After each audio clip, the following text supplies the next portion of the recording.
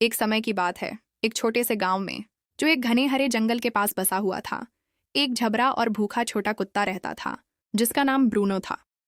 Bruno का कोई मालिक नहीं था और न ही कोई गर्म बिस्तर, लेकिन उसकी सूंघने की ताकत पूरे गांव में सबसे तेज थी।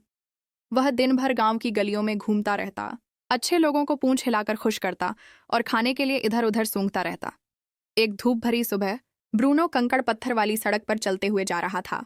उसका पेट भूख से ऐसे गड़गड़ा रहा था जैसे कहीं दूर गरज हो रही हो। काश आज किसी ने एक बिस्किट गिरा दिया हो। वह बड़बड़ाया और जमीन को सूंघने लगा। तभी उसकी नाक में कुछ खास खुशबू आई। सूंघ सूंघ, ताजे मांस की गंध हवा में तैर रही थी। वह उस स्वादिष्ट महक का पीछा करता हुआ कसाई की दुकान तक पहुंचा, जहां दरवाजे के पास एक बड़ा रसीला हड्डी का टुकड़ा पड़ा था। वाह, कितनी किस्मत है मेरी, ब्रूनो ने खुशी से भौंकते हुए कहा। उसकी पूंछ जोर जोर से हिलने लगी। ये तो सबसे स्वादिष्ट हड्डी लग रही है जो मैंने कभी देखी है। बिना देर किए ब्रूनो ने हड्डी को मुंह में दबा लिया। वह भारी थी, मांस से भरी हुई और बहुत ही सुगंधित। ब्रूनो ने उसे मजबूती से पकड़ा और गर्व से गांव में चलते हुए निकल पड़ा। अब मैं किसी शांत जगह जाकर आराम से इसे खाऊंगा, वह सोच रहा था। न कोई बांटने वाला, न कोई भौंकने वाला, सिर्फ मैं और मेरी हड्डी। सूरज गर्मजोशी से चमक रहा था। पेड़ों से चहचहाती चिड़ियों की आवाज आ रही थी और गांव वाले ब्रूनो को देख मुस्कुरा रहे थे।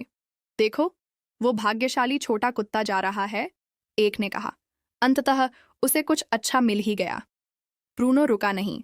वह बेकरी, फूलों की गाड़ी और गांव के बीचों बीच पुराने फव्वारे के पास से गुजरा। जल्द ही वह जंगल के किनारे पहुंचा, जहां एक संकीर्ण लकड़ी का पुल एक शांत बहती धारा के ऊपर फैला हुआ था।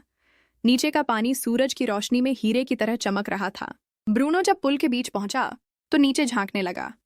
पानी इतना साफ था कि उसमें नीचे की चिकनी पत्थरें साफ दिख रही थीं। लेकिन तभी उसे कुछ और दिखा। पानी में एक और कुत्ता था और उसके मुंह में भी एक हड्डी थी, नहीं उससे भी बड़ी। ब्रूनो की आंखें जलन से चौड़ी हो गईं।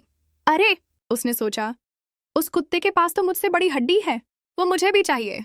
बिना सोचे समझे ब्रूनो उस पर गुर्राया। उसने जोर से भौंक कर उस दूसरे कुत्ते को डराने की कोशिश की ताकि वो अपनी हड्डी गिरा दे।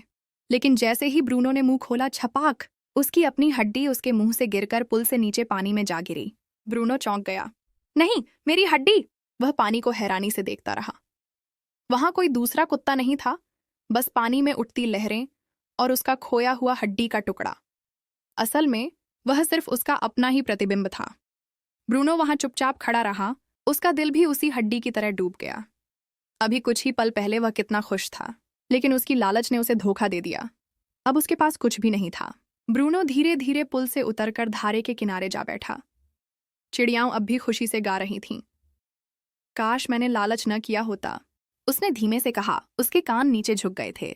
तो मैं उस हड्डी का मजा ले सकता था जो मेरे पास पहले से थी। कहानी से सीख, लालच करने से हम वो भी खो सकते हैं जो पहले से हमारे पास होता है। जो कुछ हमारे पास है उसमें खुशी और संतोष ढूंढना चाहिए, क्योंकि कभी कभी वही सबसे बड़ी दौलत होती है।